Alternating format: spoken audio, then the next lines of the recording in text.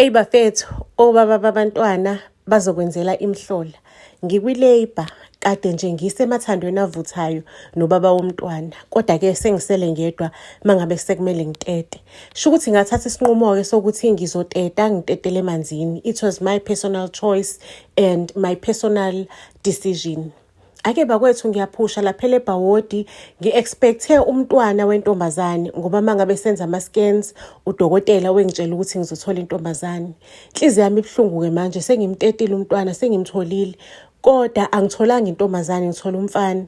Kodwa akusiyona-ke i-problem leyo. I-issue akusiyona ukuthi ngithole umntwana womfana. I-issue ukuthi lo mntwana mangabe ngimthola unezitho zangasese ezimbili zobulili bomfana zoyi-2 lezi zitho zangasese. Odokotela basamthathile kumntwana bayamxilonga, bangitshelile ukuthi lesimo lesi si-very very rare. Lo kade ngibhizi nayo udokotela uthi yena akaze ahlangane naso. Lesimo lesi kuthiwa senzakala hlapha umntwana oyedwa kubantwana abawu-6 million. So nami-ke ngithola umntwana onjengaloyo. Inhliziyo yami ibe buhlungu-ke mangabe umntwana ese-discharge-iwe esibhedlela sesiphumile because odokotela bathi angeke bakwazi ukuthi basuse i-private part eyodwa kusale eyodwa because ama-chances ukuthi le enye isebenzi ingasebenzi mangabe besusa le angazi zilinke kanjani awu-99.9% ukuthi ingase ingasebenzi lenye i-private part. So-ke bathi bona odokotela they are not going to remove, bazoshiya woyi-2 active womabili lama-private parts. Sometimes umchamo uphuma kona woyi-2, sometimes uphuma koyodwa. Uyazenzela umathanda umchamo enganeni yami. Sho ukuthi mina ngibhizi, ngiyaphuma, ngifuna odokotela ba-specialize ngalezi zinto because ngiyabhilivela ukuthi ikhona indlela engenziwa. Mhlampe ile dokotela owangitshela ukuthi uyaqala ukuhlangabezana nalesimo. Bonke odokotela bangitshela into eyodwa yokuthi kuyi-risk ukususa isitho sangasese esisodwa somntwana. Kuzomela ukuthi akhule nazo zombili lezi zitho. Bafethu, ngicela ukunitshela ukuthi bengisaba ukuthi umntwana wami mangabe sekhula bazombhulisha, bambize mhlawumbe ngomapitshana. Uyabona into enjengalezo, uyazazi izingane enjani, mhlawumbe umntwana amazagcine eyibulele. Uyayibona le nto, bengibhilivela ukuthi uNkulunkulu uyazi ukuthi why enezitho ezimbili zangasese ezifanayo. Ngithi hayi ngcono umntana wami lento le ngiyifihle, ngingayitsheli umuntu. Ngaqala kumntwana wami ngam-isolate. Akanabo abangani, wenza i-home schooling. Umngani wakhe nje umina lendlini. Yazi umntwana wami ngangimnikeza yonke into, ama-PlayStation, wona wonke ama-games. Uya-understand yonke into ayifuna uyayithola as long as engeke ahamba yokwenza abangani noma afunde esikoleni. Because once uhamba ufunda esikoleni uzohamba ochama kube khona umuntu obonayo masudaba liya-trenda, izingane zimbhulishe zimdelele, agcine seyinyeza umntanami. Bekubuhlungu ukubona umntana wami ukuthi ukulambele ukuba nezihlobo, kuba umngani nezihlobo zomndeni, izingane zomndeni ezilingana naye, ukubabele nje ukuba nabangani. Kodwa-ke bengizama ngako konke okusemandleni ukuthi ngimprovide zonke izinto, ngimthengele lokhu, ngihambe naye ngikuma-vacations. Ngimtshela ukuthi awuchami phambi kwabantu, awutshengisi muntu lokhu, uyakufihla, awutsheli muntu ukuthi wena unezinto ezimbili. Uyafihla, awutsheli muntu, awukhulumi ngalokhu, awutsheli muntu, kuyimfihlo yami nawe soyi-2. Ake umntwana wami ngize ngamdedela ukuthi ahambe ayofunda isikole mangabe esese-high school, esazi ukuthi uyafihla la, mengena etoilet yochama, ungena etoilet elinesicabha, akachami kulento le eyisilinda, ungena etoilet afike phakathi akhiye achame, akabonwa umuntu. Umntwana wami la e-high school ubeka nenkinga yokuthi amantombazane ayamfuna. La kuphela umfana wami muhleke nje ngifuna uqamba amanga, ayamfuna left, right and center. Yabo lamantombazane ahothe esikoleni.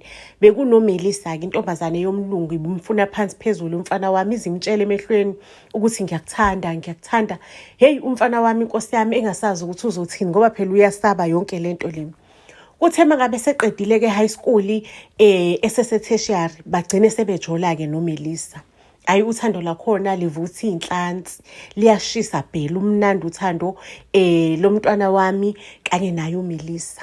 Hhayi-ke uMelisa ngelinye ilanga ambuka emehlweni uThabo ukuthi phela mina Thabo angisile virgin. Umbuka emehlweni kodwa usho ngenhliziyo ukuthi mina Thabo phela angisile virgin. Sengifuna siqale senze izinto ezenziwayo akakamtsheli. uThabo Nkosi yami umntwana wami uyaphenika yabona ukuthi into engizoyithini nangu uMelisa sengiyamthanda uyangithanda lo mntwana. Kumele sekufanele ngimtshele iqiniso. Yabona uThabo is still planning ukuthi atshele uMelisa iqiniso. Shokuthi uMelisa axoxe nomngane wakhe ukuthi hayibo mfethu nangu uThabo akawenza umnyakazo. Into engizoyithini le phela mina uThabo sengiyamfila sengifuna ukumfila yonke indawo sengifuna nje senze izinto. Ngiya-understand ukuthi ngiyigirlfriend yakhe yokuqala uThabo bekasafuna ukuba neshona because uthatha isikhathi nje emjolweni yabona nje uyambona ukuthi unikeza u-A game wakhe emjolweni. Athi umngane yazi ukuthini because la kule relationship sho ukuthi wena owazi izinto kumele ufundisa lesithothobala sakho. Kusho umngane abazi kabelungu nabo babekhohlakale kanjani. Fundisa lesithothobala sakho. uMelisa ke vele ukhona imali ayiphiwa kubo uyazazi ingane zabelungu ihamba ngemoto uyasave. uMelisa abhuke i-guest house. Agcwalise ama-rose embhedeni uMelisa athenge ishampeyini ayideke laphayana ahlobise kube kuhle uMelisa. Mase-ke agaxa i-lingerie. Ngicela ukukutshela ukuthi uMelisa afake ijazi ngaphezulu.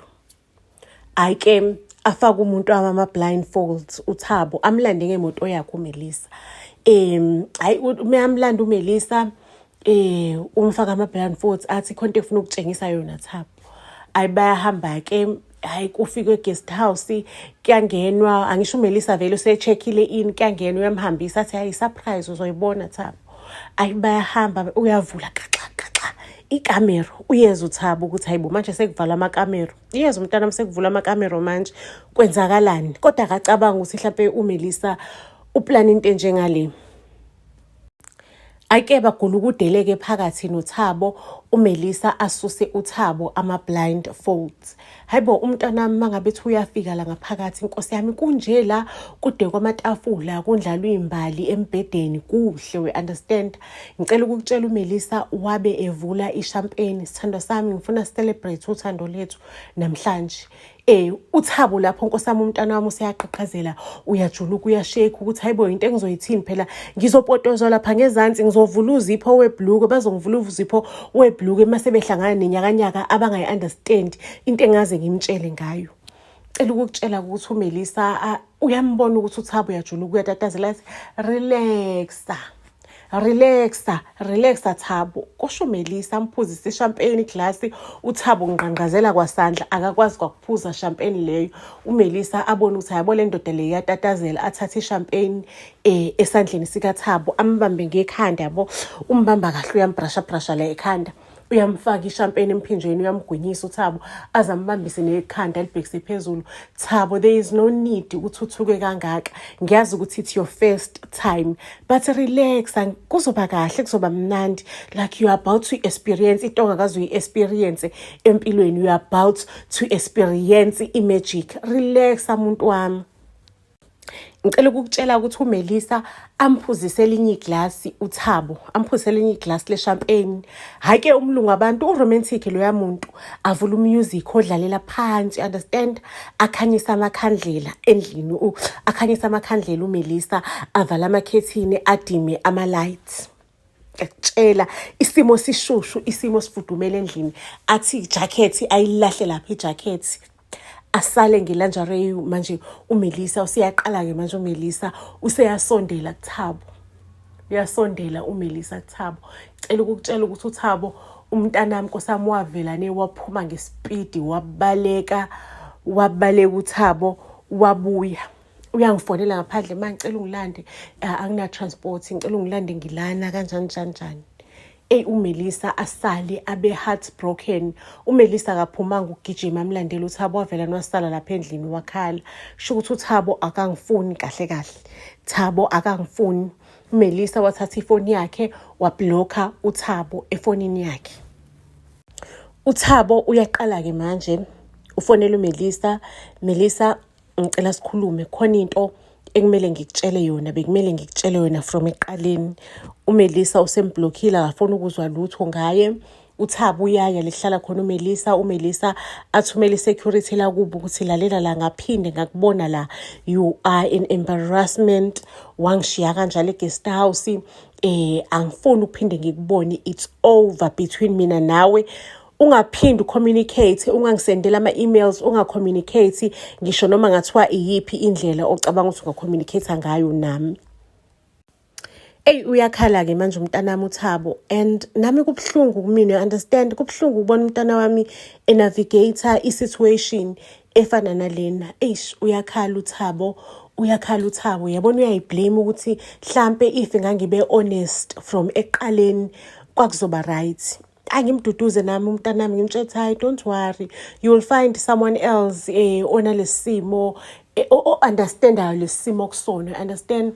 Ake uThabo tried ukugooglisha ukuthi bakhona nabanye abantu abanalesimo, athola ukuthi bakhona abanye phesheya yabona abaphumela obala, understand, abayikhulumayo indaba yabo ukuthi mina nginesimo esinjengalesi, yabona.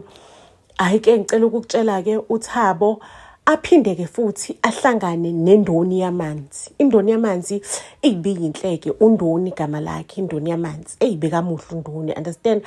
uThabo umntwana wami une-choice, understand, umi kahle, unepotrisi, umlenze omude omuhle, mehleka, unama-dimples, undoni, understand. Indoni yamanzi usulekile, uthembekile, uhloniphekile, umntwana wabantu, ushaya ngefiga yomnyovu, isinqa, badla amabholana ngathi abekiwe, amabholana lezinqa, ama-hips akhona shepheke kahle, muhle undoni.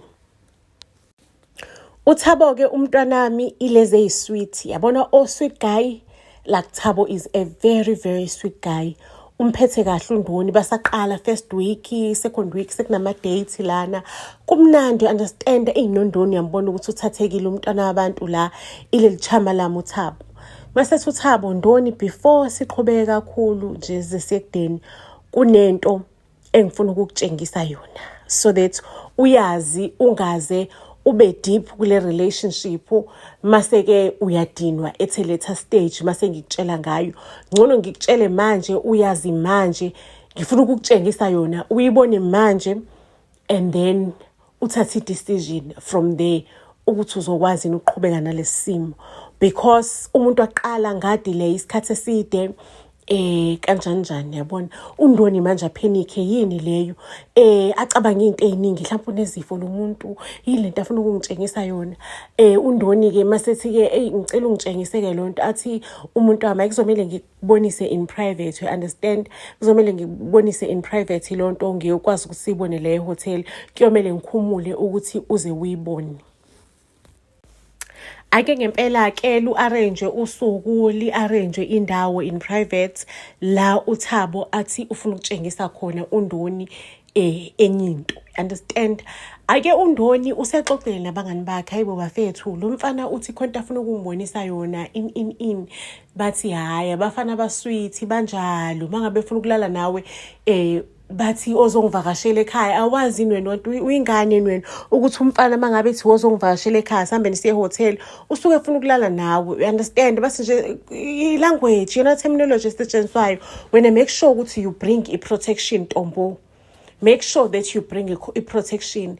Undoni uyayazi into ayizwile, umfana uthe ngifuna ukukutshengisa lento so that you can make a decision. Bathi abangani, hayi man, lo mfana loyo ufuna ukuthi niye ekamereni yokwenza izinto zakhona, hamba phatha amakhondomu usuke enye uyigqokile la ekhaya. Hey, untombazane kashone khona undoni, uvalo lithukwehla, understand, lithukwehla uvalo, because babangani bathi hayi man, umfana bekafuna nje ukuthi nihambe niyokwenza izinto zakhona. Kusho ukuthi undoni vele uyithathekele kulo mfana, uthi noma singayenza ngo-day 1 noma singayenza ngo-day 10, akunendaba. Kufikwe-ke in this private guest house planwe uyena umntwana wami uThabo. Cela ukukutshela ukuthi undoni abangani bamhlohlile ukuthi hey akunalutho otshengisa wona lapha, uyokutshengisa ivinkebhonko. Ayi undoni mangabe efika agibele phezulu kwaThabo amcabuze, understand.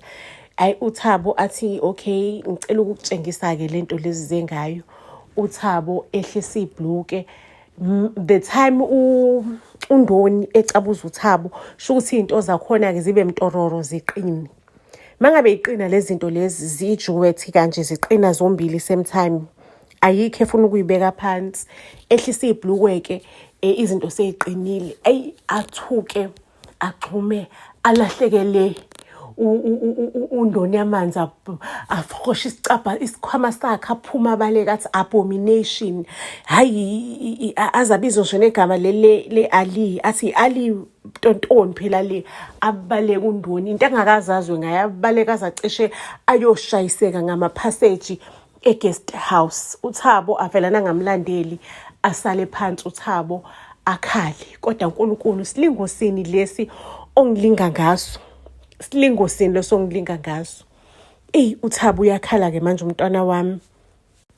UThabo uyakhala, uyahayiza umntwana wami mangabe efika endlini. Ukhihle esikanandi isililo. Inkosi yami sengiyamshushuzela umntwana wami. We are very close nomntwana wami. Ngisho bengintshela ngithi mntanami ngikhona mina, I am your mother. Usazomthola omunye umuntu ozoba right. Hayi uThabo athi no ma, this is too much. This is too much. You understand? Ngiyamduduza umntwana wami, athi yabona manje ma sekunama-suicidal thoughts. Sengifisa nokuyibulala mangabe kunje. Ngithi mntanami, hawu usazame kancane kanje, you need to try and try over and over. Understand? Try over and over. Eke uThabo umntanami uyakhala kanjalo. Ngicela ukukutshela ukuthi angazi ukuthi yini eyenze ukuthi uThabo engqondweni yakhe acabanga ukuthi ahambe ayothenga uMahosha. Like, hayi ke uMahosha, ngicela ukukutshela, mekafika leyo Mahosha wathi imali phambili, ayikhipha uThabo imali. Hayi ke bahambe-ke noMahosha baye erumini. Wathi nje uMahosha mangabe yivulela ibhluku, uMahosha athuke, athathe le mali akhokhe yona, amlahlele yona, athi isathane nzima. Abaleka uMahosha, abaleka ayoshayeka ngamakhona, ebaleka ngamakhoridor. Hhayi-ke uThabo-ke athi ma, uyabona-ke manje isona-ke isikhathi manje sokuthi ngithathe impilo yami. There is no way, there is definitely no way. Khathele mina ukuphila kanje, khathele ukuphila kanje. By that time uThabo is very smart esikoleni, yabona. Uphasile, usethola umsebenzi, and he is very good emsebenzini wakhe. Useze wakwazi ukuthi ayithengele imoto yakhe, usebenza kahle. Kanti vele nami nginesimo esihle ekhaya. You understand nje?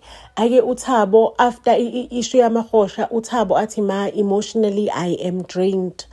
What do you do when you are emotionally drained?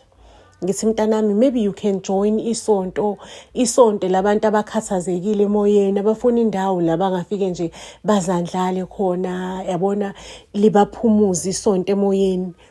Ake ngempela uThabo, mina noThabo manje siqale manje sesiyabheka kamasonto, you understand? Simtholeleke isonto lama-Christians. Ake uThabo ngempela aye esontweni. Uyawazi kamasonto, qhamuke insizwa enhle esulekile, ebhona isicathulo, egqoka isudu, eshaya ngesudu, insizwa enhle ihamba ngemoto. Amasonto ayajabula. I-engineer amasonto ayajabula, amphatha kahle, ayamjabulela, amfake ematafuleni. Yabona nje amasonto, uyawazi amasonto ayamtatamisa. Noma kufakwa, noma umfundisi eshumayela, usezokwenza isibonelo njengoThabo ukuthi insizwa ehamba noJesu, into ezisulekile. Niyawazi amasonto angisho.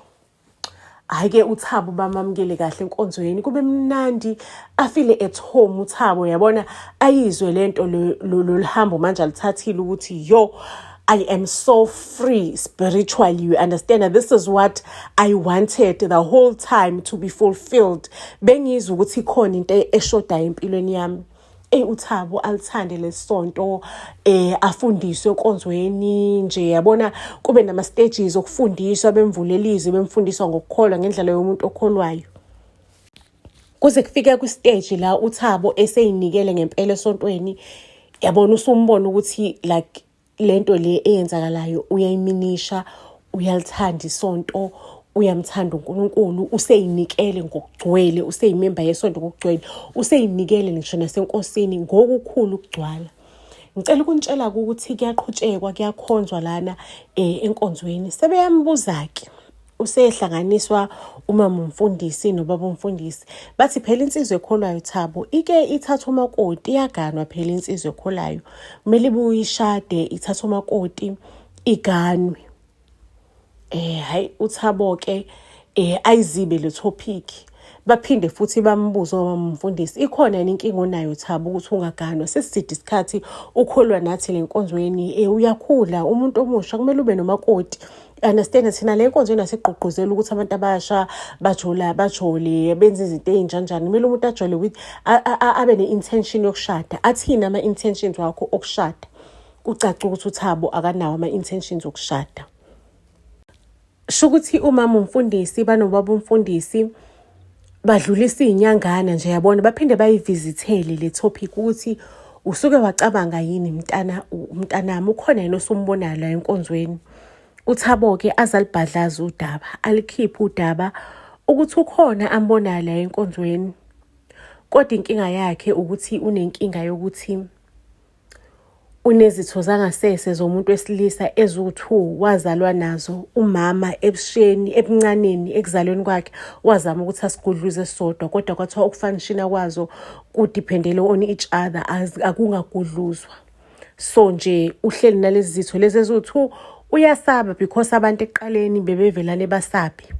Ayike umfundisi banoma umfundisi bangamjaji bathi uyazi uthini mntanami, if umuntu ekuKristu konke kuphelele, mangabe uKristu konke kuphelele, wena kuzomela umzalwane lo omfisa ukuthi ungamshada umchazele kube i-decision yakhe ukuthi uthini. You understand? Kuzomela umchazele ungayinyezi ngobuwena. Angazi kwenzakala kanjani ke before uThabo akhulume nale ntombazane. Angazi ukuthi uma umfundisi uwaputshuzela mhlambe omunye umama enenkonzweni uthi hayi uThabo unenkinga kanje, ayi ngiyayiqala nami ukizwa lo nkinga kanje. Hayi ke ngicela ukukutshela ke enkonzweni igossip uyagcwala yagcwala yabona emahlebe kuyahletshezwa kanjani emakhoneni. Ha umapitshana usebizwa ngomapitshana amabili. Ake ngicela ukukutshela ukuthi Thabo ke azagcine ke seyijubile ke soyokhuluma nale ntombazane. Yase ntombazane angizwanga umuntu oneimpamboso ezimbili ngizomthini mina uyimpamboso ezimbili nje ngiyayisaba mina lonto angikaze ngizwe mina lonto. Hayibo siswami uyizwe ngobani lonto leyo? Because angaze ngitshele umuntu, ngatshela umama mfundisi noba umfundisi kuyafana ukuthi angitshelanga umuntu because I trusted them with my truth. So wena utshele ubani lonto leyo? Intombazane sayibo indaba ezigcwele zonke lenkonzweni akekho umuntu ongazi ukuthi wena unezimpamboso ezimbili, ngisho nezingane ezincane ziyazi ukuthi wena unezimpamboso ezimbili. Ake uThabo aphume esontweni ediniwe aye ekamereni lakhe athathe ifoni yakhe angene on social media manje akhuluma iqiniso lakhe. Ngazalwa kanjena, angizenzanga nami ngazalwa ngama-private parts awuthuna.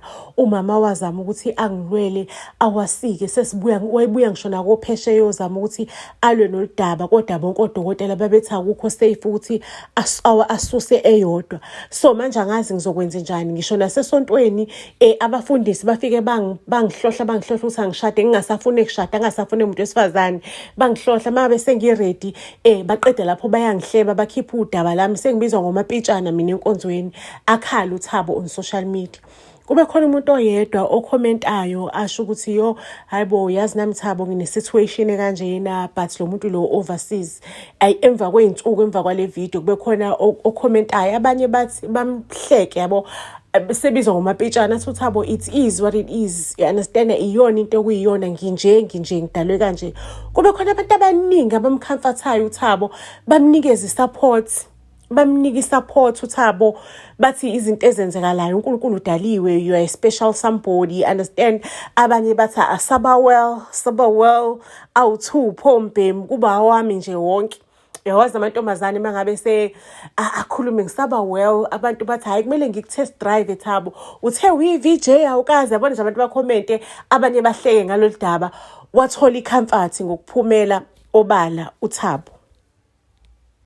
Kube khona intombazane e-inboxa uThabo isho ukuthi iyayithandela. Understand? Bele kube inboxana ke manje uThabo nalentombazane kuya inboxwana kuze kufike esikhathini noma esigabeni la sekumele bahlangane khona. Hayibo intombazane ifike ngempela uThabo engathembi. uThabo athi, listen, mina angisafune ntontoni, ngifuna ukukhombisa lento ubone ukuthi ikhona ngempela, ngiqamba amanga uzokwazi niqhubeka ujole nami nginje. Hayi, uThabo aveze ibhuluku elishone ezansi, aveze intombazane, i-appreciate intombazane, ithi singenza ngisho nokwenza kwanamhlanje. Ake ngicela ukukutshela-ke luqale uthando lukaThabo, uThabo a-experience into angakaze ayi-experience empilweni yakhe, ukubreakwa manje ubuvajina. Ubreakwa yilo girl phela manje, and hhayi-ke liqhubeke kuthando likaThabo nogirl. uThabo was a very, very romantic person. Was a very, very romantic person. Yabona, umphatha kahle ugeli, they go out. Kumnandi nje, isemjolweni omnandi. Bayalalelana, they understand each other, bayathandana, kumnandi. Kuze kufike kwistage la uThabo esefisa ukuthi mhlampe angamthanda officially kube umuntu wakhe. Kwakumbali igama lalo ntombazane. Ake ngempela abathumeleke abakhongi Kambali. Abanye abantu bayahleka ukuthi awafisa omunye umntwana uyitholele umapitshana wakhe. But abanye abantu, they understand ukuthi izinto ezenzakalayo lezi, izinto ezenzakalayo, we don't have ukuthi umuntu simcwase, umuntu nje nawo ngokuphelele. We understand. Ake ngicela ukunitshela ukuthi kusemahlanyeni laphayana phakathi kuKambali noThabo. Mase beshadile uMbali bengena ku-social media kaThabo, ngisho uThabo besenama-followers, athi hayi bafethu asebenza womabili, hayi niyaphuthelwa, asebenza way 2. Ngiyaqala izinto enje, angiyazi into enje. So uThabo benoMbali bajabulile emshadweni wabo. So ngizosibeka lapho-ke okwanamhlanje isitori sethu isiyolala ibonene ey'torini ey'landelayo. Buzz SA to all social media platforms. Siyanithanda kakhulu. Ningakhohlwa ukuthi nisfollowishe on our YouTube channel, nifike nisubscribe, follow, share and comment, because kuyasisiza kakhulu lokho ukuthi sikhule. Niphinde niye on our Facebook page nakhona nisfollowishe, comment and share, as well as on our TikTok and Instagram. Buzz SA to all social media platforms. Siyanithanda kakhulu.